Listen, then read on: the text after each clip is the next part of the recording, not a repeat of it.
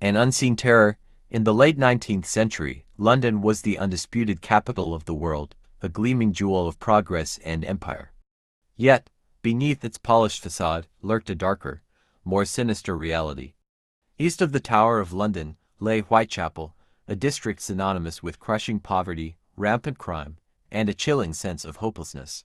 Here, gas lamps struggled to pierce the perpetual gloom, casting long, dancing shadows that seemed to whisper secrets. The cobblestone streets, perpetually slick with rain and refuse, echoed with the cries of hawkers, the laughter of the desperate, and the ominous silence of the night. This wasn't merely a place, it was a character in a grim play, a sprawling, indifferent witness to the human struggle. And it was here, amidst the squalor and despair, that an unseen terror would soon unleash its reign, forever altering the fabric of true crime history. A name that would send shivers down generations, a ghost in the fog, Jack the Ripper. The first strike, Mary and Polly Nichols, on the morning of August 31, 1888, the grim silence of Bucks Row was shattered. A cart driver discovered the lifeless body of Mary Ann Nichols, a woman known as Polly to her friends, lying in the street. Polly, a mother of 5, driven to destitution by a failing marriage and an addiction to alcohol, had become one of the countless women forced to walk the streets of Whitechapel to earn a few pence for a bed. But her death was no ordinary tragedy. The scene was horrific, marked by an unprecedented level of savagery. Her throat had been brutally slashed twice, nearly severing her head. But it was the abdominal mutilations, performed with a chilling, almost surgical precision, that truly baffled and terrified the police. This wasn't a crime of passion, nor a random act of violence. This was something far more calculated, far more depraved. The killer hadn't just taken a life, he had defiled it, leaving behind a gruesome message etched in blood. The realization slowly dawned. A new kind of monster walked the streets of London, one who didn't just murder, but butchered. The escalation, Annie Chapman and the Reign of Fear. Just 8 days later, on September 8th, the nightmare intensified. Annie Chapman, another unfortunate woman of Whitechapel, was found murdered in the backyard of 29 Hanbury Street. The details were eerily similar, yet even more gruesome. Her throat was cut, and her abdomen had been extensively mutilated, with parts of her internal organs removed. The precision of the wounds again pointed towards an individual with significant anatomical knowledge, perhaps a butcher, a doctor, or someone with access to such skills. Panic began to grip Whitechapel. The local newspaper headlines shrieked with outrage and fear. The community, already struggling with poverty, was now consumed by terror. Every shadow seemed to hold a threat, every stranger a potential killer. The police, under immense public pressure, were desperate, but had little to go on. Eyewitness accounts were vague, descriptions contradictory, and the fog itself seemed to conspire with the killer, cloaking his movements in an impenetrable veil. The killer was not just taking lives, he was eroding the very sense of safety in one of the world's greatest cities. The Metropolitan Police launched an unprecedented investigation, deploying hundreds of officers, interviewing thousands of residents, and sifting through countless pieces of evidence. Yet, the killer remained elusive, a phantom slipping through their fingers. The public's fear soon turned to anger and distrust of the authorities. Local vigilante groups, like the Whitechapel Vigilance Committee, formed, offering rewards and conducting their own patrols, often hindering more than helping the official investigation. The name Jack the Ripper began to circulate, first whispered, then shouted from newspaper headlines, a chilling moniker for the unseen demon haunting their streets. He wasn't just a murderer, he was a symbol of unchecked evil, a terrifying reflection of society's deepest fears. And as the nights grew longer and colder, the shadow of the Ripper only deepened, promising more horror to come. By late September, London was paralyzed. But the killer wasn't done. He wanted fame. On September 27th, the Central News Agency received a letter written in red ink. It was the first time the world saw the signature, Jack the Ripper. The author mocked the police, calling them clever with biting sarcasm. He bragged about his work and promised more. 3 days later, another postcard arrived, the saucy Jackie card stained with blood. The media went into a frenzy. Was this a mastermind playing a game of chess with Scotland Yard, or a lunatic seeking a dark kind of immortality?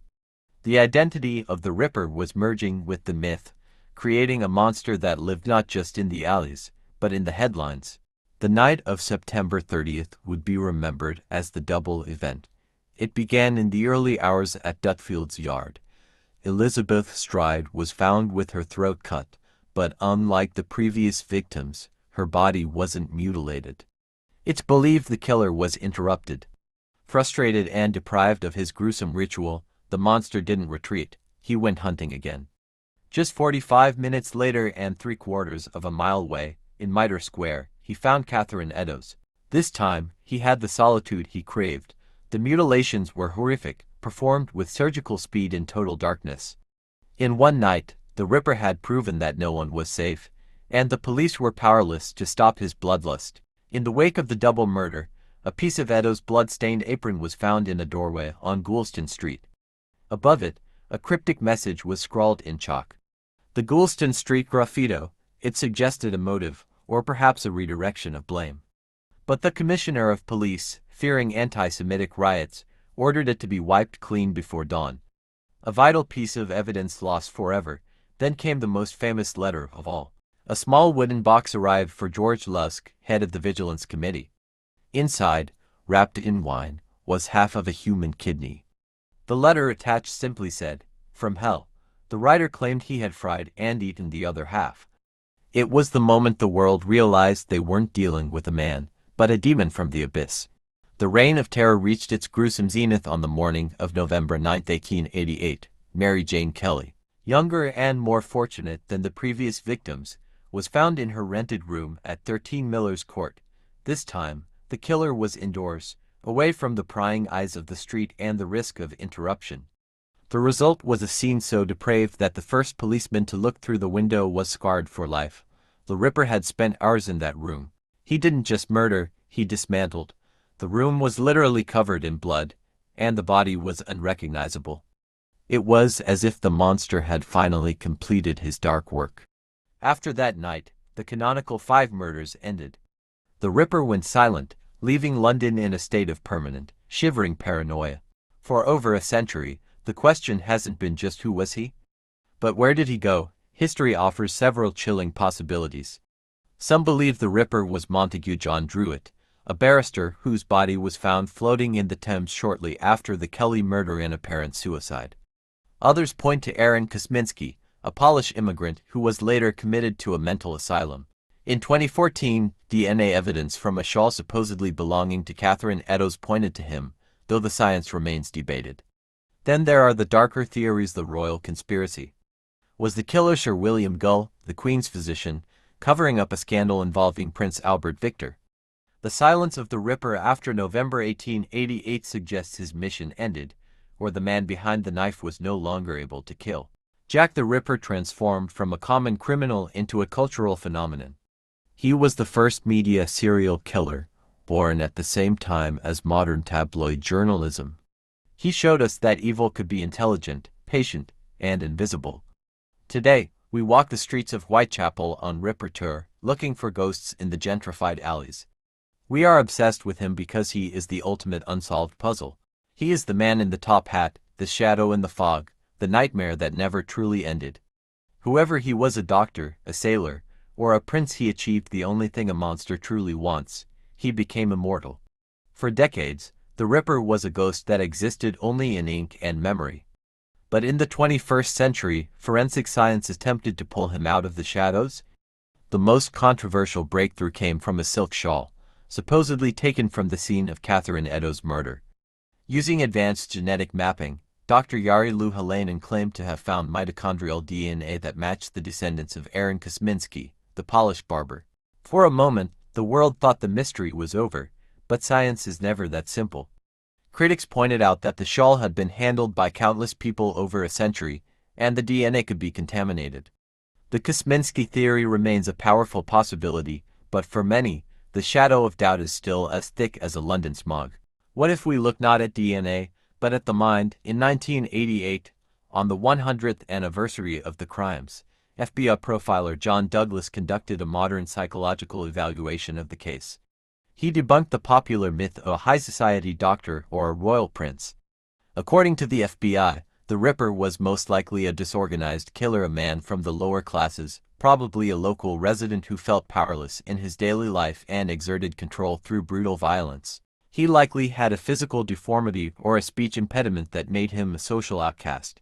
This wasn't a gentleman in a cape, it was a quiet neighbor, the man you'd pass on the stairs without a second glance. This reality is perhaps even more terrifying than the legends. The Ripper case changed everything.